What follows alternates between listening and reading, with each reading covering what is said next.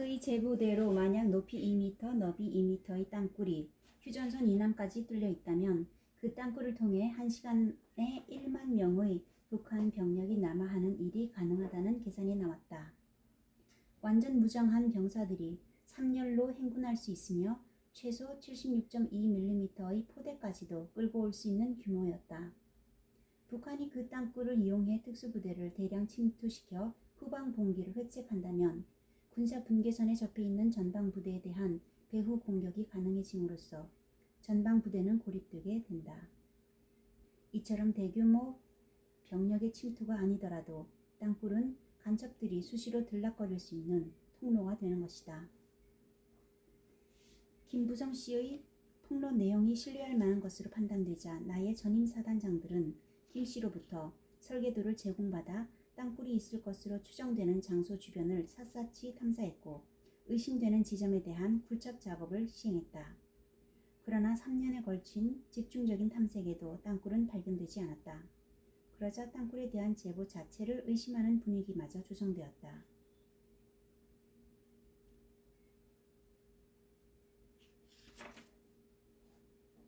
내가 사단장이 되어 장병들과 함께 땅굴 탐색 작업에 몰두한 지 5개월쯤이 된 1978년 6월 10일 주목할 만한 보고가 들어왔다. 우리 GP가 있는 지역에서 폭발음이 들렸고 그 부근에서 연기 같은 것이 피어오르는 현상이 목격되었다는 것이다. 외부 회의에 참석 중 보고를 받은 나는 보다 상세한 내용을 파악한 뒤 곧바로 육군본부에 보고했다. 주요 보고 내용은 다음과 같았다. 그날 새벽 3시 30분경 비무장지대 내의 GP에서 매복 근무 중이던 김을수 중사는 어디선가 쾅 하는 폭발음을 듣게 되었다. 즉시 소리가 들려온 곳 주변을 야간 투시경으로 살피기 시작했다. 그러자 땅 위로 피어오르는 한 줄기의 연기 같은 것을 발견할 수 있었다. 약 20초가량 솟아오르다 그치는 기이한 현상을 이상하게 생각한 김 중사는 연기가 보이는 위치에 렌즈를 그대로 고정시켜둔 채 소대장에게 그 사실을 보고했다. 날이 밝기 무섭게 현장을 찾은 소대장 일행은 그곳에서 우리 부대가 땅굴을 찾기 위해 굴착했던 구멍을 발견하는데 뚜껑을 씌워놓은 구멍에서 작은 돌멩이와 함께 물이 뿜어져 나온 흔적을 찾아냈다.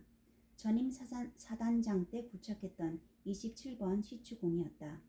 지하 80m까지 파내려 갔지만 아무런 징후도 발견하지 못해 포기했던 바로 그곳이었다. 우리 사단은 그토록 오랜 기간 심혈을 기울여 찾던 땅굴이 마침내 발견되었다고 흥분 상태에 빠졌고 보고를 받은 육군본부도 헬기로 땅굴 조사단을 보내는 등 발빠른 조처를 취했다. 그러나 땅굴 조사단이 현장을 살펴보고 내린 결론은 땅굴로 보기에는 회의적이라는 것이었다. 지층의 일시적인 변화나 땅 속에 축적된 메탄가스의 자연 폭발 현상으로도 생길 수 있는 그런 현상만 가지고 저거의 지하 땅굴이라고 판단할 수 없다는 것이다.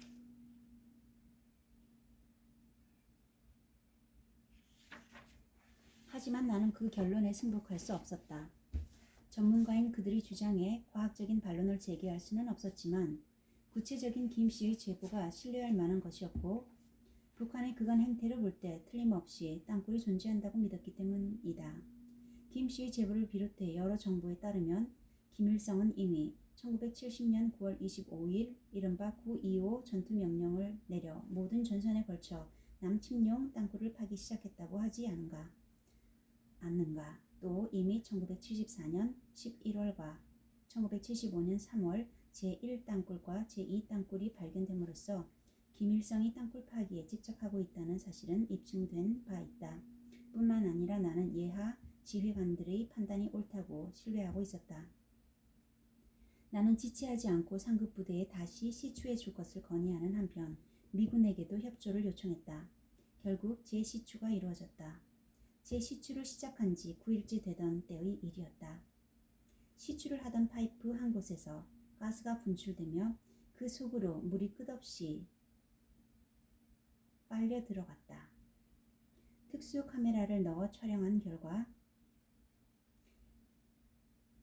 귀퉁이에 20m 정도 물려있는 땅굴임이 확인된 것이다. 더구나 처음 물줄기가 솟아오른 27번 시추공 이외에도 특이한 징후가 나타난 곳이 3군데나 돼 땅굴의 진행 방향도 짐작할 수 있었다.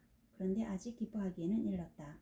지하에는 자연적인 동굴도 얼마든지 있기 때문에 확인된 그 땅굴이 천연 동굴이 아니고 북한이 파내려온 남침용 땅굴임을 밝히고 그 구조와 규모를 밝히기 위해서는 역갱도 작업을 해야만 했다. 그리고 그 작업은 매우 은밀하게 진행시켜야 했다. 그것이 북한의 땅굴이 맞을 경우 우리의 움직임을 알아차리면 증거를 은폐하기 위해 땅굴을 폭파해 버릴지도 모르기 때문이었다. 첫 발견으로부터 25일 후인 7월 4일 역갱도 공사의 굴착 지점이 선정되고 한미 양국군의 작업반과 현대건설의 기술진이 투입되어 본격적인 작업이 시작되었다. 파내려 가야 할 역갱도의 길이는 281m였고 경사도는 14.25도였다. 그런데 화강암을 뚫어야 하는 굴착 작업은 조급한 마음만큼 잘 진전되지 않았다. 하루 3-4m 정도 굴착하는 것이 고작이었다. 반대편의 땅굴에 이르려면 적어도 넉 달은 걸려야 할 만큼 힘든 공사였다. 게다가 땅굴을 겨우 몇 미터 앞두고 갑자기 물이 쏟아져 들어오기 시작했다. 엄청난 양의 지하수였다. 역갱도 작업은 화강암은 물론 지하수와의 싸움이었던 셈이다. 우리 군이 보유한 모든 양수기가 제1사단 땅굴 작업장으로 총동원되었고 미군 부대의 양수기까지 합세했다. 30마력이 넘는 25대의 양수기가 지하수를 쉴 새 없이 빨아올렸다. 땅 및 공간에 엄청난 물을 지상으로 퍼올려야만 하는 것은 예산 일이 아니었다. 끌어올린 지하수의 양은 시간당 무려 60톤에 달했다. 그렇게 지하수를 퍼내는 마지막 작업이 진행되던 중이었다. 공사를 시작한 지 81일 만인 10월 15일 굴착기가 마지막 벽을 허물어뜨리자 마침내 거대한 땅굴이 모습을 드러냈다. 드디어 제3땅굴이 발견된 것이었다.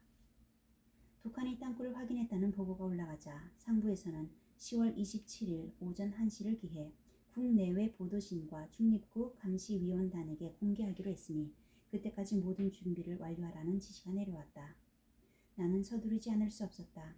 땅굴을 내 외신 기자들에게 공개하기 위해서는 현장에 고여있는 엄청난 양의 지하수를 처리해야 하는데 그 일이 이만저만 어려운 일이 아니었다. 무슨 일이 있어도 발표 예정일까지 배수 작업을 완료해야 한다는 목표를 세우고 모래주머니로 방벽을 만들면서 전진해 나갔다. 끊임없이 솟아나는 지하수는 가슴 높이까지 차올랐지만 작업은 계속되었다. 필요한 모래주머니는 계급의 구별 없이 모든 장병들이 동참해 릴레이식으로 날랐다. 그렇게 5시간이 넘는 작업을 계속했을 때였다. 고맙게도 땅굴 방벽 남쪽의 수위가 조금씩 줄어들기 시작하더니 땅굴이 그 모습을 드러냈다. 북한이 군사 분계선을 넘어 남쪽으로 남침용 땅굴을 파내려 왔다는 확실한 증거가 온 천하에 공개된 것이다. 제3땅굴로 명명된 그곳은 판문점의 남쪽으로 4km, 군사 분계선으로부터 435m 남쪽에 위치한 지점이었다. 너비 2m, 높이 2m, 지하 깊이 73m, 길이 1.6km에 달하는 암석층으로 된 아치형 구조물이었다. 이 규모의 땅굴로는 1시간에 3만 명의 병력이 침투할 수 있고 야포를 비롯한 중화기도 운반할 수 있다. 무엇보다 충격적이었던 것은 제3땅굴로부터 대한민국 수도인 서울까지의 거리가 겨우 44km에 불과하다는 사실이었다. 제3땅굴을 발견했다는 발표가 나가자 북한은 예상했던 대로 그 땅굴은 남쪽에서 파 올라온 것이라고 억지를 부렸다. 우리는 즉각 다음과 같은 증거를 제시하며 반박했다. 첫째, 땅굴 굴착에 사용된 장비가 우리의 것과는 다른 북한의 장비임이 입증됐다. 군데군데 땅굴의 벽면에 남겨져 있는 굴착공의 지름은 2.5인치인데 우리나라의 기술진들이 사용하고 있는 굴착공의 지름은 4인치였다. 둘째, 땅굴은 북쪽에서 남쪽으로 올수록 1000분의 3 정도로 경사가 높아지고 있었다. 작업 중 솟아나는 막대한 양의 지하수를 처리하기 위해 그만큼의 경사로 땅굴을 파지 않으면 안 되었던 것이다. 셋째, 움직일 수 없는 가장 명확한 증거는 그 땅굴의 진행이 북에서 시작되어 남으로 와서 멈추어져 있다는 사실이다. 명백한 증거 앞에 할 말이 없게 된 북한은 땅굴을 발견해 놓고도 넉 달이 지난 후에야 발표한 이유가 무엇이냐며 엉뚱한 트집을 잡다 더 이상 먹혀들지 않자 결국 입을 다물고 말았다. 제3땅굴 발견의 단초가 된 27번 시추공은 전임 사단장 때 이미 뚫었던 곳이었다. 나중에 밝혀진 바로는 당시 굴착한 파이프가 땅굴로부터 겨우 한 뼘의 오차가 생겼었다는 것이다. 27번 시추공 부근의 통로가 좁다고 생각한 북한군이 좀 더 넓힐 셈으로 심야에 폭약을 터뜨렸던 것인데 그 폭발로 인해 제27번 파이프에 채워져 있던 물줄기가 뿜어져 올라온 것이니 우리에게는 참으로 기적같은 행운인 것이다. 물론 그러한 행운도 그 작은 움직임도 놓치지 않기 위해 눈에 불을 켜고 감시해온 병사들이 있었기에 가능했던 것이다. 칠흑 같은 새벽 3시 30분 돌연한 폭음에도 놀라지 않고 침착하게 그 폭음이 들려온 장소를 찾아 희미한 연기를 발견해내고 신속하게 상부로 보고한 한 병사의 행동이 기적을 만들어낸 것이다. 아울러 밤낮 없이 역갱도 굴착 공사에 몰두했던 관계자들, 갱도 관통 작업을 위해 일렬로 서서 모래주머니를 나른 1사단 모든 장병들의 땀의 결실이었다. 제1사단은 제3땅굴의 발견으로 창단 이래 최초로 대통령께서 수여하시는 부대 표창을 받았다. 1사단장으로 부임한 첫 해는 방어방벽 공사와 제3땅굴 발견 등으로 그야말로 눈코 뜰 새 없이 바쁜 가운데 지나갔다. 사단장 2년 차인 1979년을 맞아 나는 하늘을 찌를 듯 드높아진 장병들의 사기를 전투력 강화로 이어나가기 위한 방안들을 강구하고 있었다. 사단장을 2년 하면 자리를 옮기는 것이 관례였던 만큼 나는 1979년 한 해 동안 1사단을 명실상부한 제1사단으로 만들어 놓고 떠나야겠다고 다짐하고 있었다. 그런데 뜻밖에도 1년 2개월 만에 1사단을 떠나야 했다. 박정희 대통령께서 3월 5일자로 나를 국군보안사령관직에 임명한 것이다. 나의 국군보안사령관 발령이 군인으로서의 내 앞길을, 나의 인생 행로를 상상도 할 수 없는 방향으로 뒤바꿔 놓을 줄은 나는 물론 박 대통령 그 어른도 짐작조차 하지 못했을 터였다. 사단장으로 나간 소장을 1년 만에 보직을 변경시킨 경우는 거의 전례가 없었다. 더욱이 관리적으로 육군 중장이 맡아온 보안사령관직을 소장인 나에게 맡긴 것은 파격이었다. 보안사령관은 군단장, 수경사령관 등을 거친 다음에나 맡을 수 있는 보직이었다. 나에 대한 박 대통령의 인사 발령이 관례를 벗어난 이례적이고 파격적이었던 일은 이번만이 아니었다. 앞서 언급했지만 공수 1여단장직을 5년 가까이 하게 했고 사단장으로 나가야 될 시기에는 청와대로 불러들였으며 소장으로 진급시킨 뒤에도 1년 동안이나 보직을 변경시켜주지 않았다. 그리고 이번에는 중장이 맡아야 할 자리에 소장인 나를 데려다 놓은 것이다. 박 대통령으로서는 생각이 있어 취한 일이었겠지만 나는 박 대통령의 이러한 파격적인 인사 발령이 무엇을 의미하는지 나의 운명을 어떻게 바꿔 놓을 것인지에 대한 어떠한 예감도 받지 못한 채 1979년 3월 5일 보안사령관으로 부임하고 있었다. 11.6 사건이 터지고 내가 합동수사본부장이 되어 그 어른의 죽음에 얽힌 배신과 역모의 진상을 파헤치고 단죄해야 할 책임이 나에게 쥐어졌다는 사실을 깨달았을 때 나는 속으로 이 어른이 당신의 최후와 그 뒷수습을 나에게 맡기려고 그렇게 일찍 보안사령관에 임명하신 것이었구나 하는 생각에 인연의 무서움을 느끼기도 했다. 하지만 보안사령관에 임명되던 당시에는 그 어른이 가급적 나를 가까이에 두려고 하신다는 느낌만을 갖고 있었다. 사실 1사단장으로 나간 지 1년 만에 보안사령관에 임명되리라는 것은 전혀 예상할 수 없는 일이었다. 그때까지 관례에 따르면 나는 아직 계급과 경력이 한참 모자랐기 때문이다. 보안사령관에 대한 인사추천권자인 노재현 국방부 장관은 훗날 내가 보안사령관에 임명된 경위를 자세히 들려주었다. 원래 보안사령관은 국방장관 직속인 만큼 육군참모총장은 그 인사에 관여할 수 없고 추천권자인 국방장관과 중앙정보부장, 경호실장이 각자 사람을 청구하는 식으로 인사가 이루어져 왔다. 그때에도 중앙정보부의 김재규 부장은 문홍구 수도군단장을 시키려 했고 경호실의 차지철 실장은 이재전 경호실 차장을 마음에 두고 있었지만 노재현 장관이 나를 박 대통령에게 추천해 수장 계급의 내가 그 자리로 가게 된 것이었다. 노 장관은 내가 박 대통령의 각별한 신임을 받고 있고 제3땅굴까지 찾아낸 공로가 있으니까 나를 추천하면 성사가 될 것이라고 생각했다는 것이다. 어쨌든 박 대통령께서 나를 보안사령관으로 낙점하셨을 때에는 어떤 기대가 있을 것이라고 생각됐다. 나는 부임하자마자 신속히 업무 파악을 하면서 보고를 준비했다. 보안사령부의 주요 기능 가운데 하나가 정보 업무인데 부임해보니 일반 정보를 취급하는 것이 금지돼 있었다. 일반 정보도 제대로 다뤄야 정보기관으로서 균형 잡히고 질적으로 우수한 정보 분석이 가능하다. 그래서 과거에도 보안사령부가 군사정보를 비롯 일반 정보까지 모두 취급했던 것이다.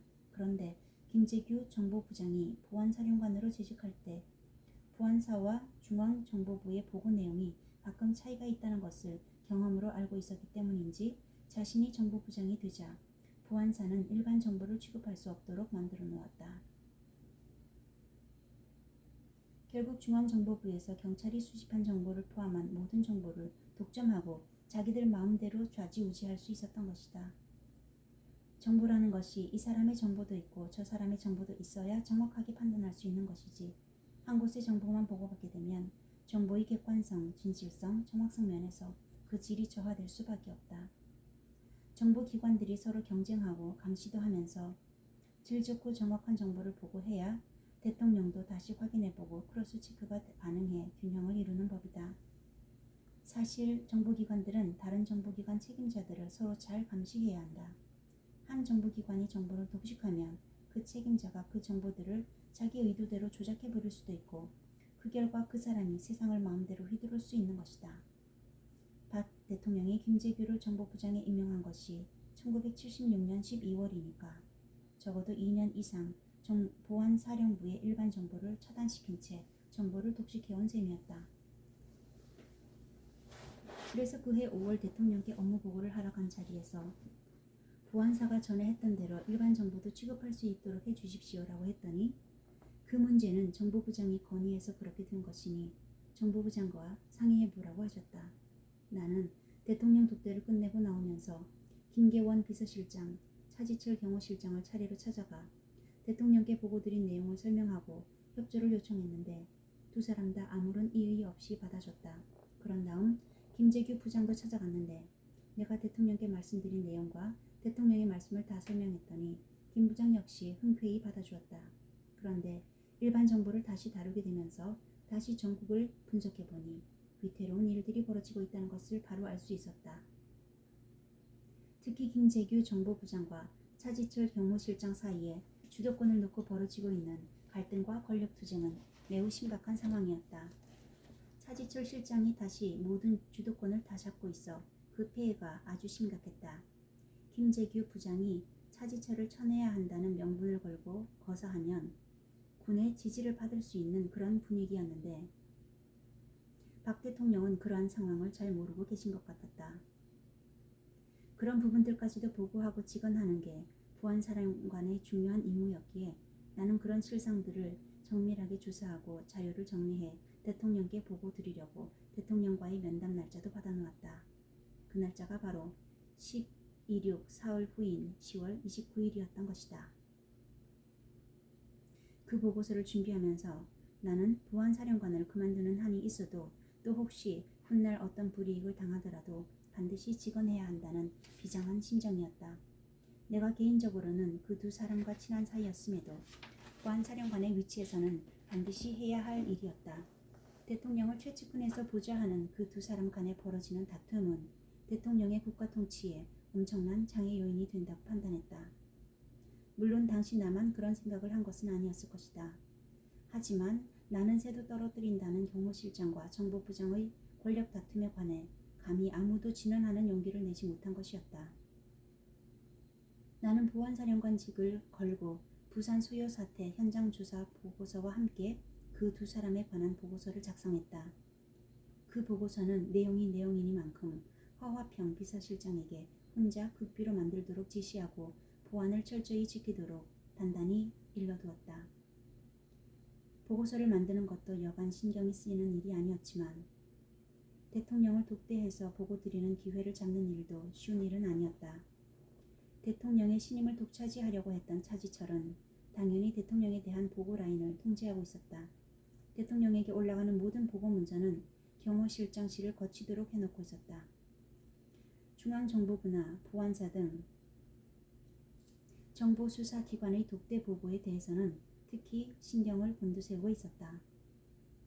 나는 차지철 경호실장의 경질까지 언급한 보고서 진본 대신 통상적인 내용의 요약 보고서를 따로 만들어서 미리 보냈다. 하지만 10월 29일의 독대는 결국 이뤄지지 못했다.